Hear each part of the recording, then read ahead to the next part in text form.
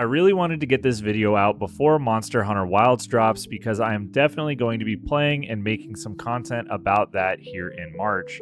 But I wanted to give you guys another solid build video for the open world of Guild Wars 2. The open world really is the bulk of the content in this game and where you'll spend most of the time that you have with friends and small groups.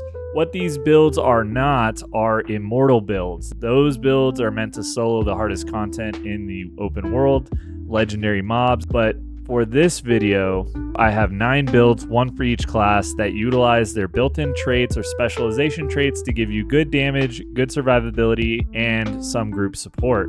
I would recommend using these in solo play, small group play, or even more structured group play like convergences or large-scale meta events. And I did add some alternatives for gearing for people that don't have all of the expansions on their account. I'm hoping that this video has a little bit of something for everyone. Before we start, I want to say that there are a couple of standard items. These standard items are going to be full Berserker gear for every build. I don't want to say it a million times, but they are all utilizing full Berserker's gear and Relic of Zakaros. The best way to get Berserker's armor is the trading post, with the name sets being Divana's, Nika's, and Zed's for the different armor weights, with the trinkets being easily acquired from World vs. World vendor or buying like the ruby bands and stuff like that off of the trading post. Relic of Zakaros is from a collection, the Citadel of Zakaros collection, or the Amnitas Gearbox from a Secrets of the Obscure rewards track. So either do the PvE collection or blast out a reward track in World vs. World or PvP to get those items. And what Zakaros does is that while you have Fury, you get 4% of your critical damage back as health.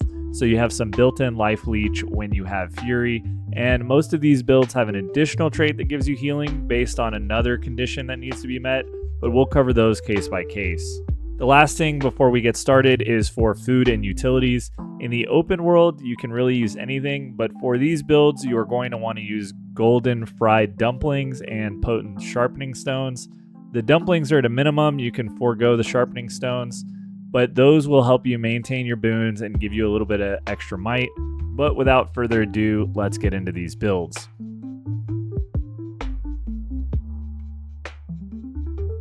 For the warrior, you are going to be running Scholar Runes, and for the traits, you are going to be running Arms 3-2-3, Strength 3-3-1, and Berserker 1-2-1 or 1-2 and 3, depending on your preference. For weapons, you are going to be running Axe as your primary, and your sigils are going to be Accuracy and Earth. For skills, I recommend Blood Reckoning, Outrage, Signet of Fury, and Headbutt, with one open slot that can be filled by Frenzy, Balance Stance, or for Great Justice, depending on your preference. Now, how this build works is you are going to be sustaining yourself while dealing damage. The dual-wielding trait in Arms, which recently got buffed, heals you on crit with a bonus healing versus a bleeding foe. The Zakaros Relic converts critical damage to healing, as I said earlier, and with 100% crit chance, every tick of damage you deal will heal you. And like most Berserker builds, you are going to just be spamming your decapitates, giving yourself quickness, which means you will be attacking super fast with both the quickness and the Arms trait line, which give you plenty of self-sustain for harder fights or dealing with packs. Once this build gets rolling, it is really hard to shut you down. I would recommend some amount of stability if you can get away with it by either using the Eternal Champion trait in your Berserker line or by using Balanced Stance in your spare utility slot. This build is great, fast, lots of healing with no need for weapon swaps or complicated rotations. Just get into Berserker mode with Headbutt and maintain it with Outrage and Decapitate spams, and if you do fall out of Berserker mode, you could just spam your Axe skills and channel Axe 5 and you will have plenty of sustain from that. For the Guardian, you are going to want to run Dragon Hunter, and likewise your runes are going to be Dragon Hunter runes.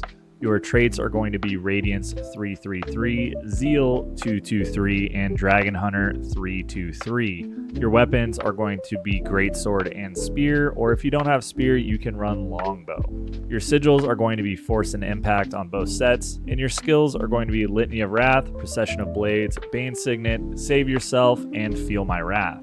Unlike other builds, this build does not have any built-in quickness trait, So you will get that from Save Yourself and Feel My Wrath. This build is very, very bursty, where you tag your enemy with your F1 and then you boon up with Save Yourself, Feel My Wrath, and then you drop a trap and hit them with that classic Greatsword 4-2 combo and your Spear 4-5 combo.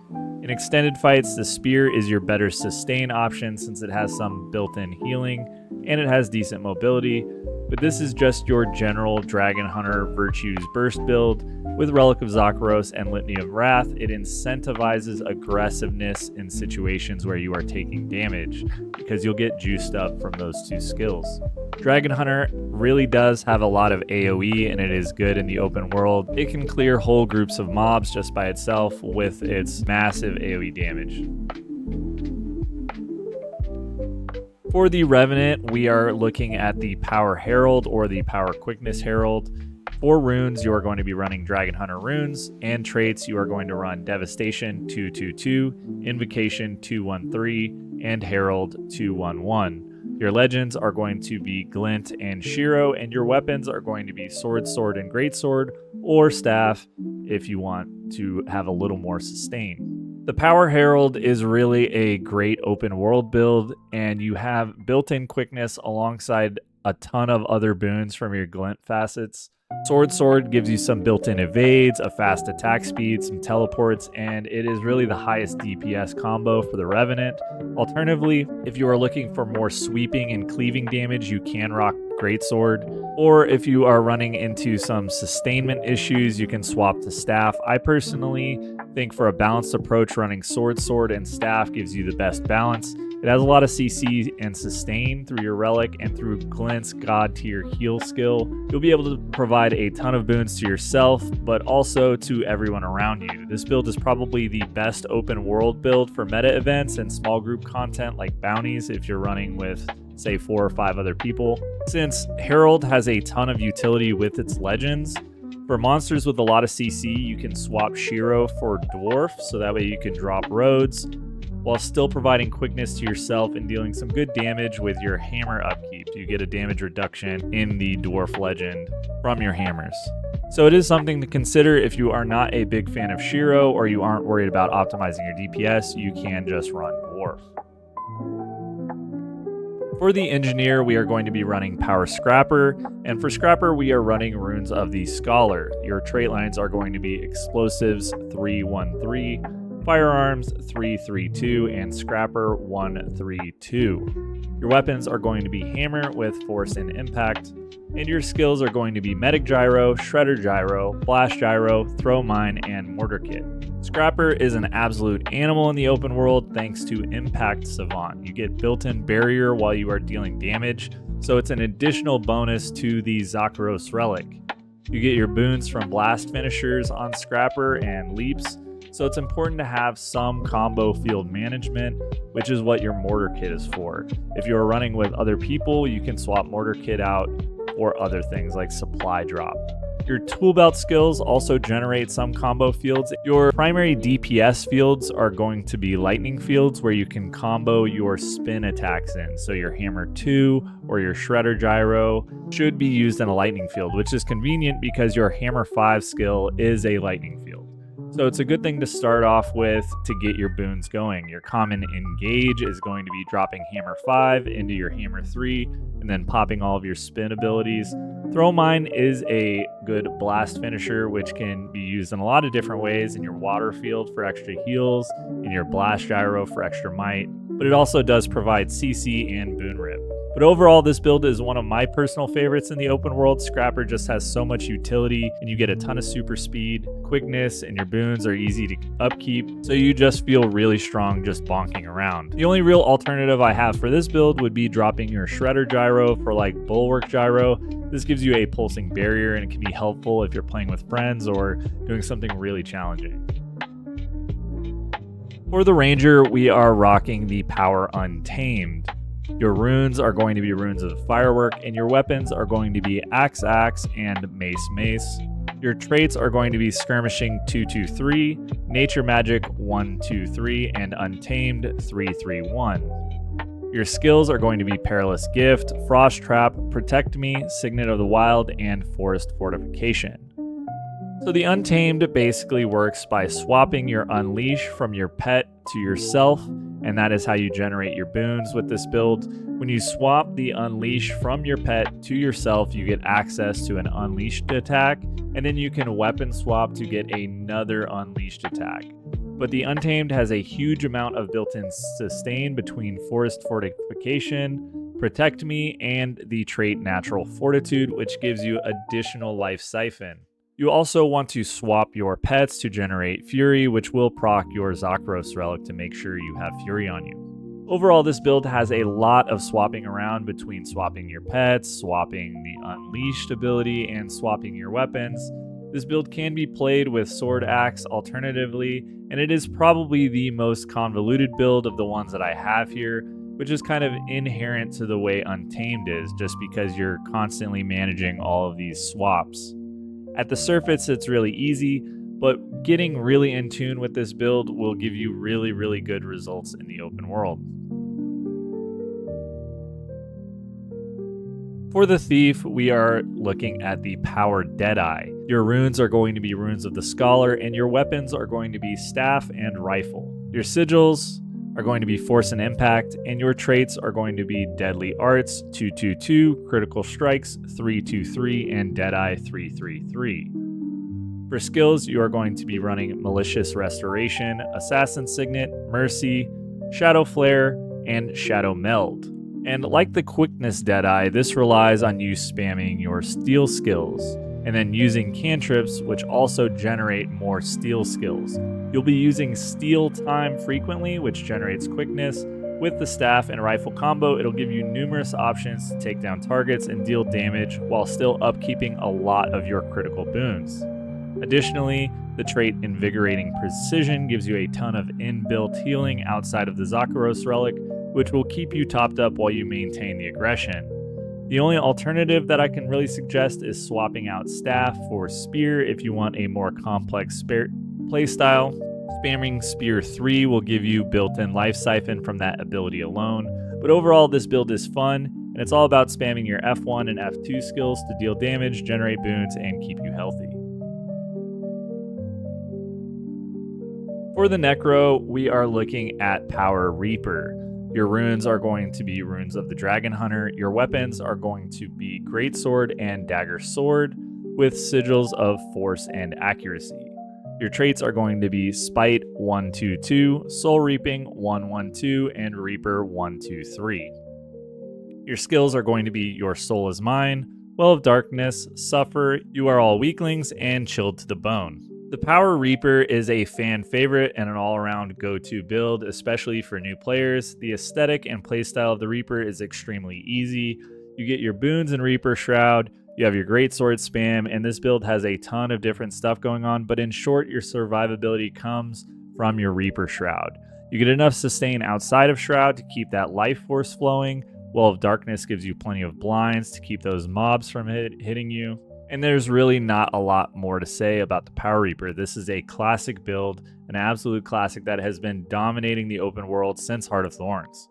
I will say that it is a very selfish build, so if you are playing in a duo or in a small group, you are literally only useful to yourself, so there is that.